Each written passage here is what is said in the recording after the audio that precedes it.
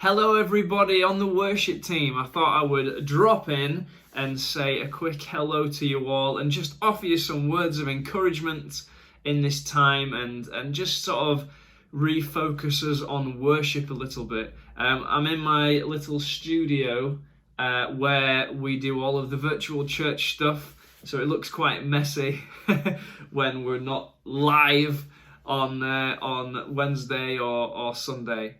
But it's just a quick couple of thoughts that I wanted to share with you, because I think it's good that we keep the conversation going about worship and just sort of how important it is for us personally, but as a church as a whole, and how we help lead people in worship if you're on the team.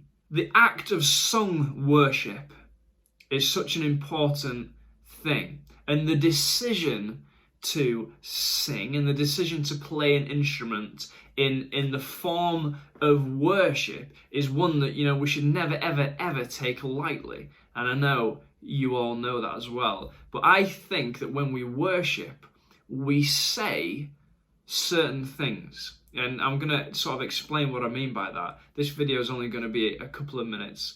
But I think we say things when we worship, and I think we say things to God, and I think we say things to ourselves. The first thing I think we say to God when we worship is that we tell him that he is worthy of praise. We tell him that he's worthy of our praise. When we focus on him and we sing praises to him, you're saying as well that you understand who he is. And obviously, we're never going to understand God fully until we see him face to face. But what we are saying to him is, hey, I understand that you are the creator. I understand that you are an awesome, mighty, powerful God, the one that is above all else. And that's the other thing I think we say to God when we choose to sing, is that we tell him that we are putting him first. It might not be the exact words that we're saying, but the very act of worship, the very fact that you've decided to enter into worship, shows God and tells God that you are putting him first. By lifting him up with song and adoration, you are elevating him above yourself, but you're also elevating him above everything else in life as well. It's a sign that you've given your life over to God. And that's why worship is so integral to being a Christian.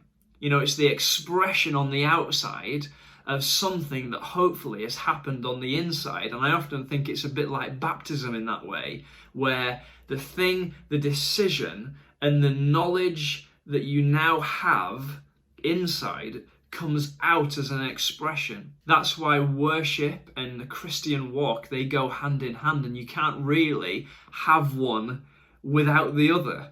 Worship doesn't make sense unless in your heart, you've given your life to God and understood everything that he's done for you. And here's what I think you're telling yourself when you worship.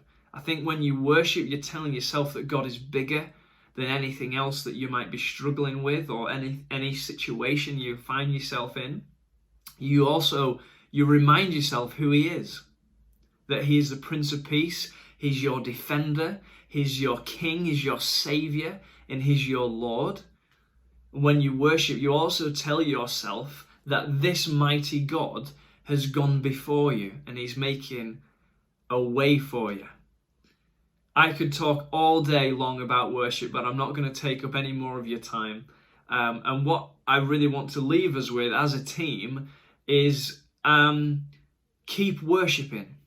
Keep singing praises to God throughout your day. Keep playing your instrument to God as worship. Keep worshiping your heart all day long, even though you're outside of the church building.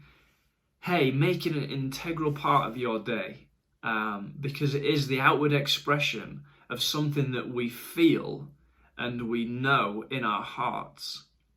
So keep worshiping in your day, keep worship at your heart, because you say a lot when you do worship. You say more than the words that you sing. See you all soon.